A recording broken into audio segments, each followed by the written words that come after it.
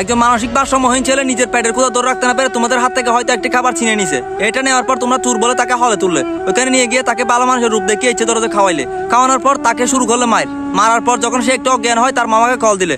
এই মুহূর্তে আমাদেরকে 35,000 টাকা দিয়ে তাকে ছাড়িয়ে নিতে হবে। তখন তার মামা বললো আমি এখন গ্রামের বাড়িতে আসছি, আমি এখন এত টাকা কই পাবো। তারপর তার মামাতো বোনকে কল দিলে, তার মামাতো বোনকে সেম আবদার করলে। তার মামাতো বোন বললো আমার ফুফাতো ভাই আজকে 4 বছর ধরে পাগল, তাকে ছেড়ে দিন। তখন তার মামাতো বোনের কথাটা বিশ্বাস না করে তোমরা তাকে বললা একটি পাগল তাহলে চাচাতো ভাইয়ের নাম্বার আর মামার নাম্বার মুখস্থ কেমনে থাকে। তখন আবার মামাতো বোন রিপ্লাই বললো আমার ভাই খুবই মেধাবী, একটা সমস্যার কারণে সে মানসিক ভারসাম্য হারিয়ে ফেলেছে।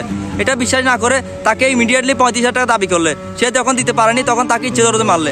এমন মারলে একটি পুরুষের সবচেয়ে সেন্সিটিভ জায়গা হচ্ছে গোপনঙ্গতার। ওই জায়গায় তাকে এমন মারলে তার সে মারার পর 70% প্রাণটা চলে যায়। এরপর তার মুখে পানি দিয়ে আবার তার জ্ঞানটা আনা হয়। আনার পর তাকে আবার মারা শুরু করা হয়। আবার একটা মজার বিষয়, তার যখন জ্ঞান আসে সবাই তালি মারে, তাকে আবার মারতে পারবো। তারপর তার পায়ের মাংসগুলো জোড়া ছিল, ওখানে কাপড় বেঁধে তাকে ওইখানে ম্যাচ মেরে পুড়িয়ে দেওয়া হয়েছিল।